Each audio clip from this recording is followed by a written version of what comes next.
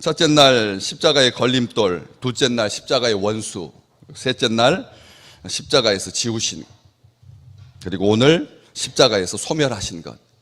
십자가의 걸림돌과 십자가의 원수로 행했던 그 내용을 오늘 앞쪽 부분 11절부터 쭉 기록하고 있습니다. 유대인과 이방인, 멀리 있던 자들과 가까이 있는 자, 그리고 예수 밖에 있었던 자와 그리스도 안에서 하나님과 연합된 자, 하나님의 권속들, 하나님의 백성들, 이 크게 가운데로 나누고 있던 고대 유대인들은 비유대인들이 몇 가지 기본적인 계명만 준수하면 구원을 받을 수 있다라고 생각은 했습니다.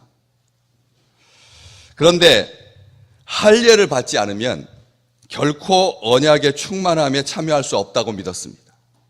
때문에 이 할례라고 하는 것이 예루살렘 공동체, 이스라엘 공동체에 접붙임 받는 것이고 하나님의 언약의 백성의 일부가 된다라고 하는 생각을 한순간도 포기한 적이 없습니다.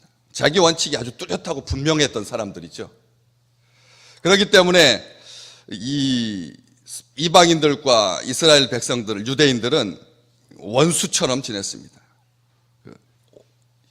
지금으로부터 한 200년 전에 예루살렘 성전 터에서 발견된 표지석에 보면 그걸 읽는 사람이 과연 이게 하나님의 백성들의 자부심인가 싶을 만큼 아주 혐오스러운, 너희가 이 선을 넘으면 죽는다, 너희가 이 선을 넘으면 지위 고하를 불문하고 살아서 나가지 못한다, 너희들하고는 우리하고는 전적으로 다르다, 태생이 다르다, 이런 이 성전 뜰로 들어오지 못하게 하려고 하는 이방인들의 출입을 엄금했던 구별된 의식을 가지고 살았던 백성이었습니다.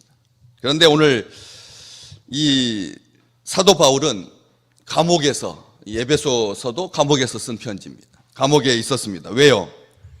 예루살렘 성전 안에 비유대인을 데리고 들어갔다고 잘못 고소당했기 때문에 그렇습니다.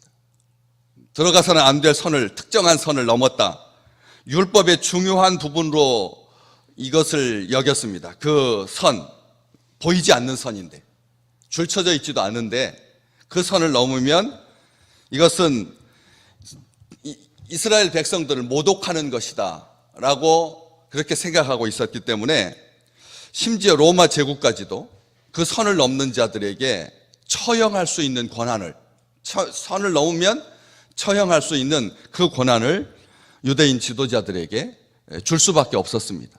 왜냐하면 자꾸 이 일로 인하여서 굉장히 시끄러워지고 괜히 넘으면 이게 불편해지고 소요가 나고 하니까 그것을 사전에 방지한다라고 하는 차원에서 그런 처형권까지 부여했던 것이죠.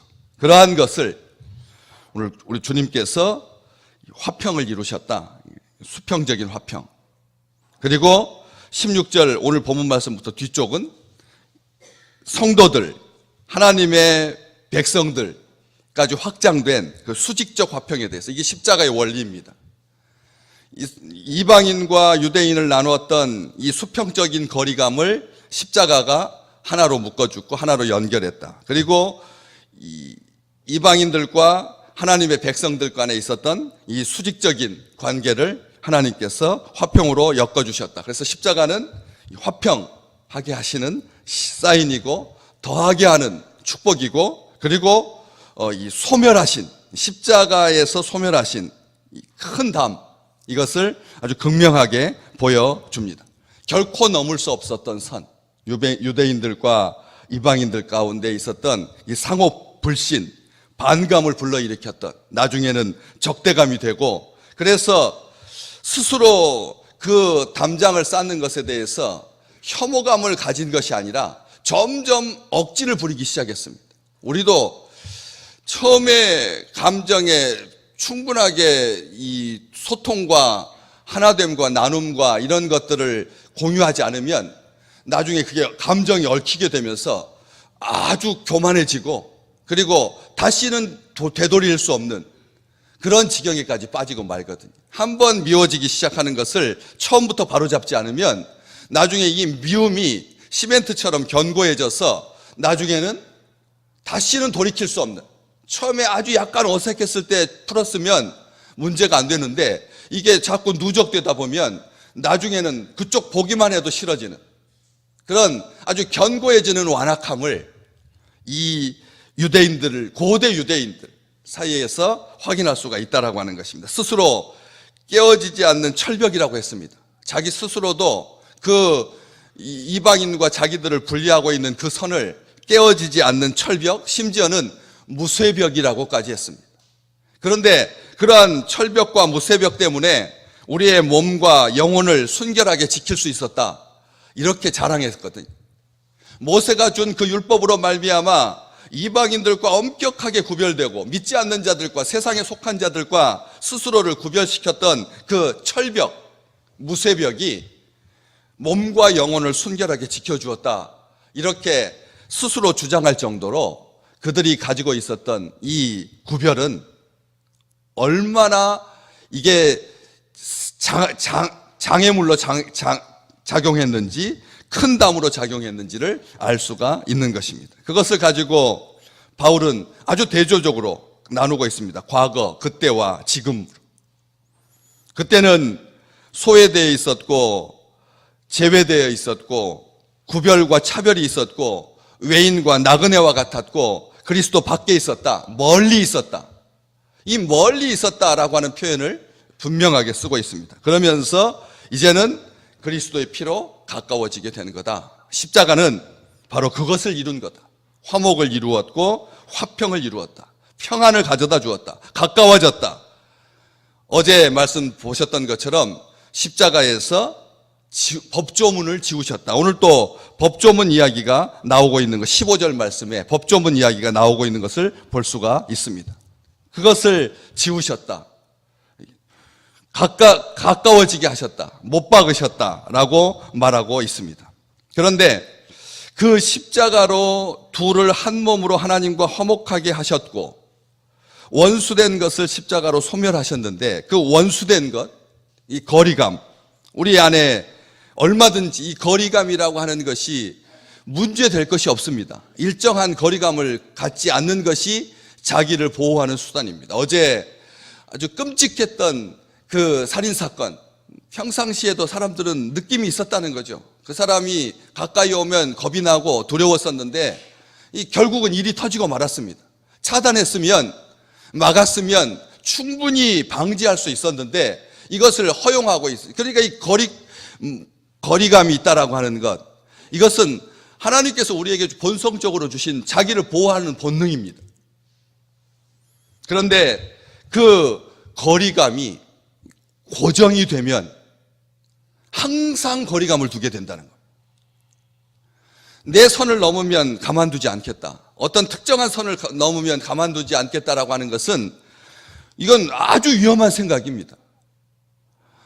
정말 위대한 인류의 스승들은 그 선을 넘는 것에 대해서 허용하는 사람이 위대한 스승이 되었지, 이 선을 넘는 것에 대해서 끝까지 견지하고 끝까지 원수로 있으면 그것은 화합을 이룰 수도 없고 한 발자국도 앞으로 나가지 못하게 되는 거죠.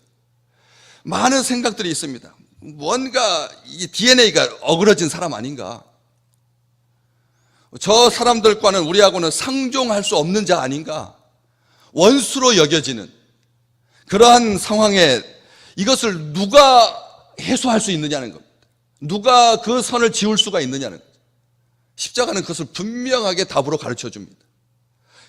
어떻게 확인할 수 있습니까? 16절에 십자가로 이 둘을 한 몸으로 하나님과 화목하게 하려 하심이라. 여기에서 십자가로라고 하는 이 자격격 조사, 도구격 조사, 수단, 십자가를 통해서, 십자가를 도구로, 십자가 때문에 이 선이 지워지게 된다라고 분명히 말하고 있습니다. 이것은 분명히 수단을 가리키는 조사입니다. 그런데 뒤에도 여전히 십자가로 소멸하셨다, 이게 도구로 되어 있습니다. 도구처럼 들립니다. 도구처럼, 수단처럼 보입니다. 그 원수된 것, 결코 하나 되지 못하게 하는, 이것은 시대의 비극입니다. 우리 민족에게 주신 그 한민족, 이 한민족이라고 하는 것이 크다라고 하는 뜻이지만 우리 요즘 한국어로 한민족이라고 하는 말은 하나된 민족, 하나된 사람들, 하나된 백성인데 들려오는 모든 소식들은 끊임없이 부축이죠. 수근수근하고 하면서 거리감을 두게 만드는, 이것을 원수된 것이라고 했는데 이 두 번째 원수된 것을 십자가로 소멸하셨다라고 하는 이 로는 이상하게도 헬라어에서 앞에 십자가로와 다른 로입니다. 다른 로입니다. 앞쪽에서는 수단이지만 뒤쪽에서는 인, 아내라는 뜻입니다. 아내라고 하는, 십자가 안에서 소멸하셨다라고 하는 말도 결국은 십자가로 소멸하셨다라고 하는 말이 되지만, 그러나 엄격하게 붙이는 조사를 달리하고 있습니다. 이것을 강조하려고 하는 겁니다.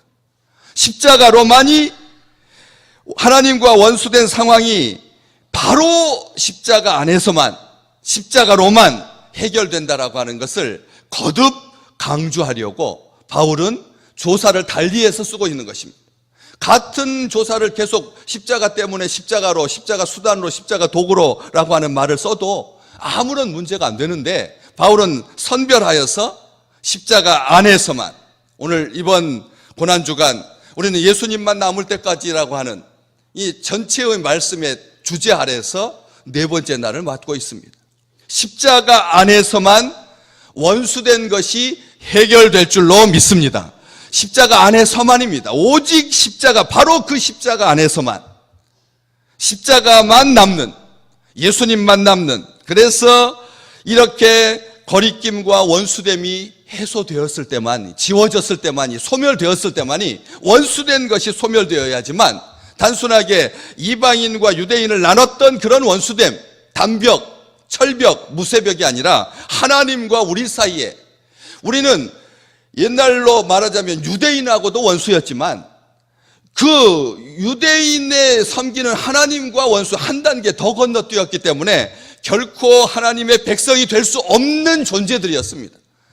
이스라엘 유대인의 시각으로 봤을 때 철저하게 우리는 하나님의 원수였습니다.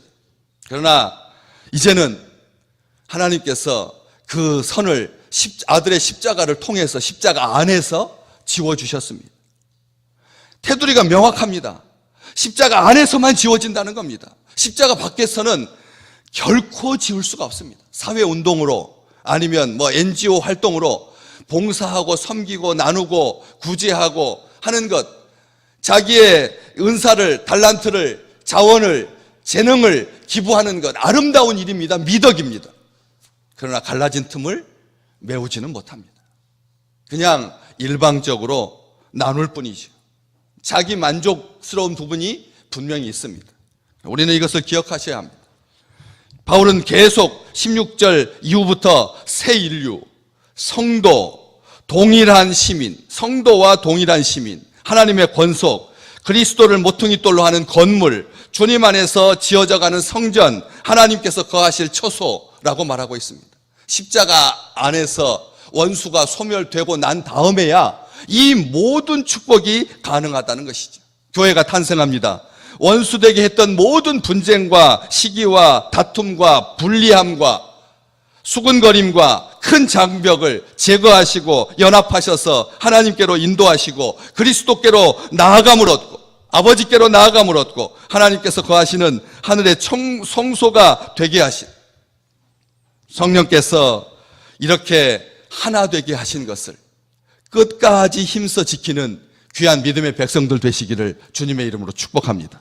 우리에게 걸림돌이 되었던, 우리에게 원수가 되었던 것을 십자가 안에서 지우시고 못 박으시고 소멸하신 예수 그리스도를 찬양하고 예수 그리스도를 의지하여서 이 땅에 거리낌 있는 것으로 단 1분 1초도 허용하지 아니하는 사탄을 대적하는 힘은 하나 되면서 나오는 것입니다. 하나 되어야지만, 연합되어야지만, 하나님과 원수된 것이 지워져야지고 소멸되어야지만 그때부터 모든 생명은 시작되고 찬양도 시작되고 기쁨도 시작되고 감사도 시작될 수가 있는 것입니다. 진정 하나님께서 아들의 십자가 안에서 소멸하신 것을 우리 스스로 생성시켜서 끊임없이 편을 가르고 나누어지고 분리되고 그리고 구별되는 그런 사탄이 원하는 딱 한 가지, 하나님과 원수된 채로 있게 하는, 사람과의 원수됨은 그걸로 끝나는 것이 아니라 나아가서 하나님과 원수된다라고 하는 것을 기억하면서 우리 주님께서 십자가 안에서 제거하신 그 담장을 새로 쌓아가는, 벽돌 한 장이라도 놓지 아니하는 우리 믿음의 식구들 말미암아 이 사회가 다시 한번 하나 되고 한 민족이 되는 그런 축복을 누릴 줄로 믿습니다.